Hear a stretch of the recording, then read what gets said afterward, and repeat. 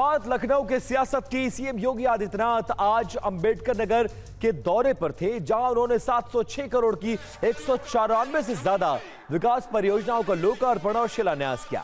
इस दौरान उन्होंने समाजवादी पार्टी की सरकार पर भी जमकर हमला बोला। आपको सुनाते हैं कि अंबेडकर नगर के दौरे के दौरान सीएम योगी कैसे समाजवादी पार्टी पर हमलावर नजर आए।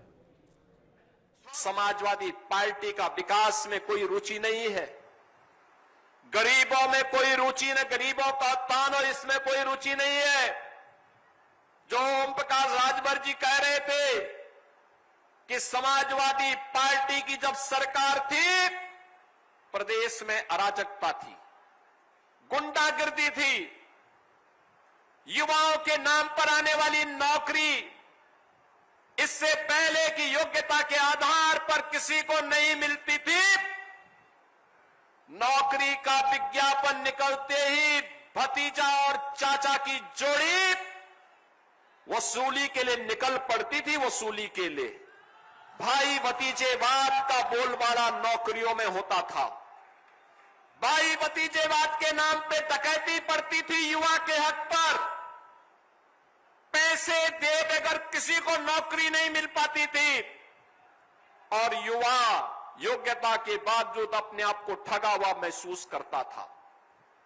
पठन पाठन का माहौल चौपट था, कानून व्यवस्था तहस नहस हो चुकी थी। रोज दंगे, कभी सहारनपुर में दंगे, कभी मुजफ्फरनगर में दंगे, कभी मेरठ में दंगे, कभी मुरादाबाद में दंगे, कभी हापुड़ में दंगे, कभी अलीगढ़ में दंगे, कभी एटा में दंगे, कभी मथुरा में दंगे, कभी लखनऊ में, कभी कानपुर में, कभी प्रयागराज में।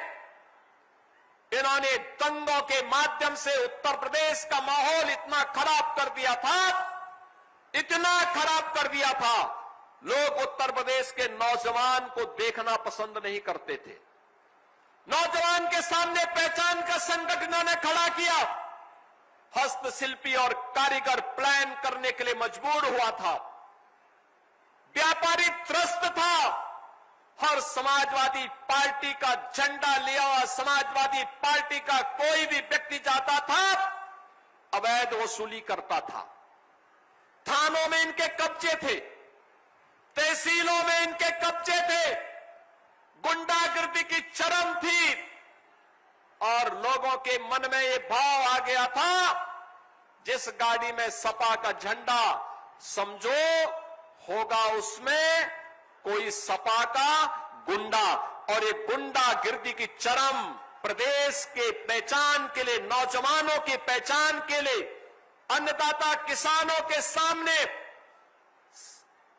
यहां पर आत्महत्या करने के लिए उन्हें मजबूर करने की स्थिति हो गई थी। कारीगर प्लान कर रहा था।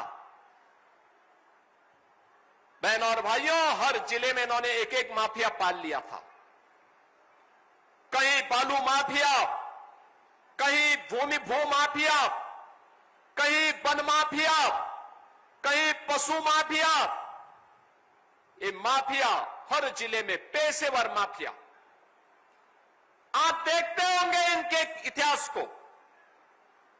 वर्तमान पीढ़ी को बताइए किस प्रकार की अराजकता इन्होंने फैलाई हुई थी। और आज माफिया मुक्त, गुंडा मुक्त, कर्फ्यू मुक्त उत्तर प्रदेश है।